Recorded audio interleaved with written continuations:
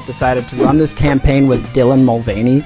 If you don't know who Dylan is, this is a man who dresses up like a little girl and expects everyone to praise him. And Budlight is now partnering with this guy. When asked about it, Budlight was like, no, we're not. We partner with lots of people, and there's no agenda to this at all. We're not trying to push anything for our man drink, having a man who dresses up as a little girl. And they put it on the entire side of the can, too. Have you seen the advertisement for the... Yeah, it's really bad. What is going on, everybody? Wired here. I hope you guys are having a wonderful Wednesday. And today I got to bring you a little bit more news about the Anheuser-Busch Budlight Budweiser debacle, which is sweeping the nation, the most successful conservative boycott that has ever existed, which I don't really say it's really just conservatives. I think it's also moderates and sensible leftists who don't want their kids indoctrinated by this woke ideological BS. But it seems that my thoughts are not really shared by the person running Anheuser-Busch, who kind of refuses to apologize for this whole Lord Voldemort controversy, as we're going to get into in this article. I think this is sick. I think it's an attack on our children. I think everyone should be very involved with their children, more so than ever today. There's a lot of people out there that want to indoctrinate your children into this ideology. I don't say that to try to fearmonger or anything. I just say it because I think it's true. You've seen the things that are going on in Seattle right now, up in Washington. They have naked men parading in the streets in front of children, and they can do it because of love and acceptance, yada, yada, yada. And I spit on that. Anheuser-Busch denies claims it fired 2 top marketing execs responsible for Bud Light's disastrous Lord Voldemort campaign and maintains pair are on leave of absence. Yeah, nice 2.5-month leave of absence. Sure, of course. We all buy that. Anheuser-Busch executives have seemingly denied reports the company fired 2 top marketing executives who were found responsible for Bud Light's disastrous Mulvaney campaign.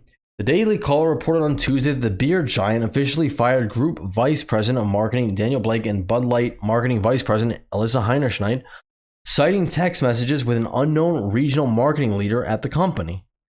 Blake and Heinerschneid were said to be taking a quote-unquote leave of absence amid backlash for their decision to feature the trans TikToker in a March Madness commercial, which was a terrible, terrible move by the company, and one they have yet to apologize for, not fully, by the way, because they don't want to ostracize the left, and they've already ostracized the right. They're stuck between a rock and a hard place, and I feel for them in terms of marketing. However, I do not feel for them as a parent. I think what they're doing is abhorrent. I think they're targeting our children, and I think this woke nonsense has to stop at some point. This whole June Pride Month, not that you can't be prideful, but it's a disgrace. You have naked adults parading in the streets in front of children, and that's supposed to be okay because in the terms of love and acceptance. I don't know. I'm glad I don't live on the West Coast. That's all I got to say about that. Because I would never, ever take my daughter to such a thing. I don't think any parent should. I think any parent who should definitely be looked into by CPS. Sorry, that's just the way I feel. And when approached by DailyMail.com earlier this month, a friend of Heinerschneid's said she's not supposed to talk about it. She can't. Yeah, well, she's comfortable in her $8 million New York penthouse. But in a statement to DailyMail.com, a spokesman for Anheuser-Busch said they were still both on a leave of absence. I highly doubt that. I think they probably can, but they can't say that because that's going to, obviously, the left is going to cave on them as the right has. Given the circumstances, Alyssa has decided to take a leave of absence, which we support. Of course, it's all of her own decision. It wasn't, the company didn't make her step down for her terrible marketing strategy. It was just her, of course. In the interest of our employee safety and privacy, we're not providing any additional information. And she can't provide any additional information because she is under a specific clause in her contract saying she cannot talk about the controversy. Very interesting. The statement echoes the one of Anheuser-Busch executives made in April, when it announced the 2 marketing executives decided to temporarily step down. Yeah, I'm sure. But questions remain about their sudden departure in the aftermath, especially when Anheuser-Busch executives later claimed the decision to work with Mulvaney was made by an outside agency without management awareness of approval. Listen, we're all not that stupid here. They thought they would get some, ESG score. They'd get some woke points. Their company would shoot through the roof for this ESG score. They could make some money off of it. And it completely backfired on it because people are sick of this. We've seen it with Nike. We've seen it with Target. These companies, whenever they go woke, they go broke. They start to tank. This ESG score, which really should be indicted by the federal government, they really should, because they're running all the companies. This diversity, equity, inclusion nonsense, which people don't want when you go to a chicken place like Chick-fil-A, you go to buy clothes at Target, or when you go to buy a beer at Anheuser-Busch. People do not want it. It's simple. People don't want woke identity politics. We already have it in Hollywood. Why do we have to have it inserted into everything else? I know everyone's going to be like, why? You're an extremist. No, I'm not. I think I'm pretty sensible in this take.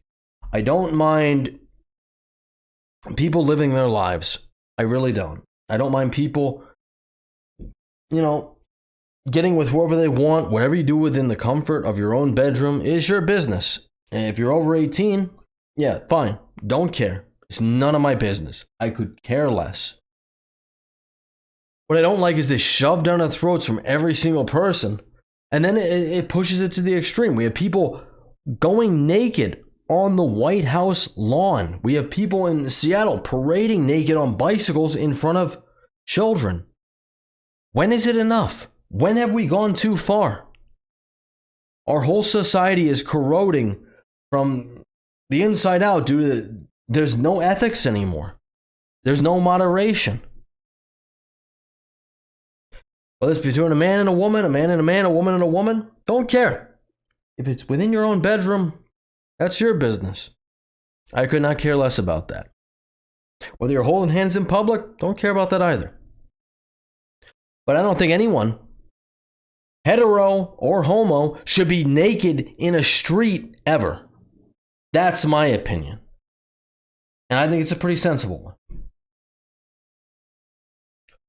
Over another article here, talks about how the CEO is tone deaf, doesn't get it. Tone deaf Anheuser-Busch CEO won't rule out Bud Light working with Lord Voldemort again. And then says firm needs to appreciate what the consumer wants, despite debacle costing firm $20 billion and counting. I've heard it's up to about $27-28 billion at this point. Anheuser-Busch CEO has refused to rule out partnering with Lord Voldemort again, as he avoided answering how much the marketing blunder had cost Bud Light. Brennan Whitworth, U.S. CEO, insisted that his priority was his employees and added that they had poured 3 times the amount of investment into Bud Light for this year, as the company has lost a staggering $20 billion in market cap. I'm going to correct that statement right there. They have poured 3 times the marketing into it, definitely. But so I guess, yeah, in terms of investment, I guess that's correct. Speaking to CBS Mornings, Whitworth was asked if he would send Mulvaney another can, knowing the backlash. But instead of giving a definitive answer, the CEO instead launched into a pre-rehearsed speech about the social conversation the disaster campaign caused. Whitworth added that they need to deeply understand the consumer and appreciate what they want. Well, I'm not a marketing guru, Mr. Brennan Whitworth. I don't actually have the staying power you do, obviously. I'm a little small-time YouTuber here. However, this is not what your consumer wants. You should realize that by the $20-some billion drop-off you've seen within the last 2.5 months, that should be clear. Stop pushing this garbage onto our children. Focus on making beer. And if you did focus on that, you focused on the Budweiser ads, the frogs, the Real Men of Genius, all that type of stuff, you wouldn't have lost any money. Even if this Voldemort thing came out and you had addressed it publicly within the first week, you probably would have lost a little bit, but it probably wouldn't have been that bad. You have no idea what it is to run this company. You shouldn't be in charge of the company, and you should be fired along with all the people like Alyssa Heinerschneit and whatever the hell his also name was, I forget it. Also should be fired. You guys all should be terminated. Whoever approved this. Because nobody's buying this outside outside influencer shit. They somehow stuck a can in there. You didn't know. Nobody's buying it. However, Anheuser-Busch is down again for the week. They're down at, I think the last time I reported on it was about a week ago. It was at like $58 per share. Now it's at about 55. So good. Run yourself into the ground. I don't think it's possible. You're so big, I don't think you can fail. But I mean, at the rate you're going and what you're doing, everything wrong. Yeah, maybe we'll see it. It's at $55 right now. Maybe it'll hit 50, maybe it'll hit 40, maybe it'll hit nothing. I highly doubt it, but at the rate you're going, I wouldn't be surprised. Anyway, that's all I got. Leave a like on the video, subscribe to the channel if you haven't already. Thank you for listening as long, and I will catch you all in the next one. Later.